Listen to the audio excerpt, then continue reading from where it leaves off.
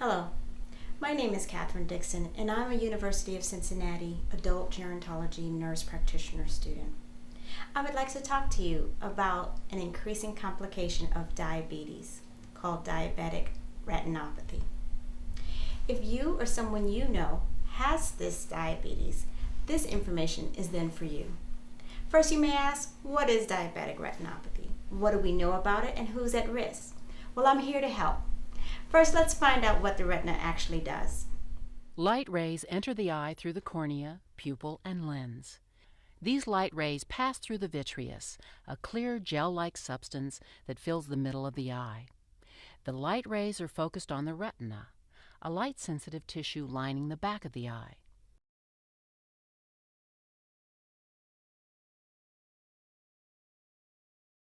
The macula is a very small area at the center of the retina that gives us our fine pinpoint central vision.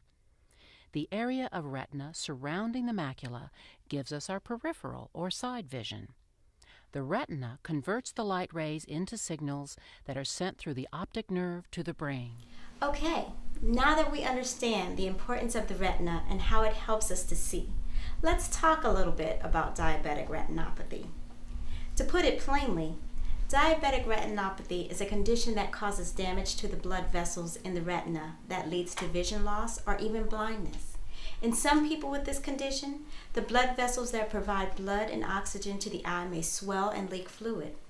While in other people, many of these blood vessels may grow on the surface of the retina, which are not normal.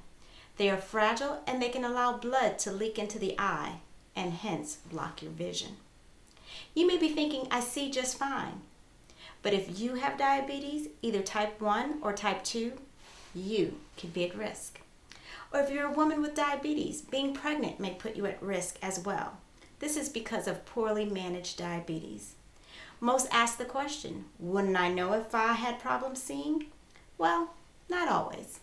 At first, you may not notice changes to your vision, but if left untreated, it could get worse and cause vision loss, usually in both eyes. So what are some of the signs and symptoms? Well, some things you may notice are spots or dark strings floating, dark or empty areas when you look around, blurred vision, problems seeing at night or even telling colors apart. If you don't have any of these symptoms, the best way to know and be sure you don't have signs of diabetic retinopathy is by getting an eye test to check how well you see at different distances, or maybe a dilated eye exam. This is an exam where drops are placed into your eyes to widen the pupils.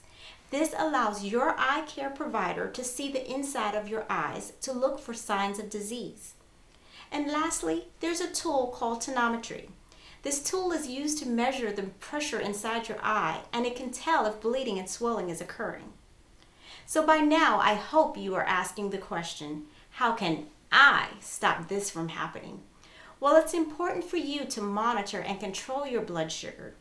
Using a journal to record your blood glucose readings will help your provider know if you are controlling your blood sugar and if any treatment changes are needed. Taking your diabetic medications as prescribed. Do not make changes on your own. Discuss them first with your provider. Making changes in your life by eating a healthy diet and exercising to help manage your weight is vitally important. A diet that includes fruits, vegetables, whole grains, non-fat dairy, beans, lean meats, poultry, and fish are the most important to get into your diet. Last, get a yearly eye exam to discover any problems early. If there are any other questions you should ask your provider, these are some that would come to mind. What treatments are available? Or maybe you have other health problems. Then you might need to ask your provider how to best manage them together. What should your blood sugar goals be to protect your eyes?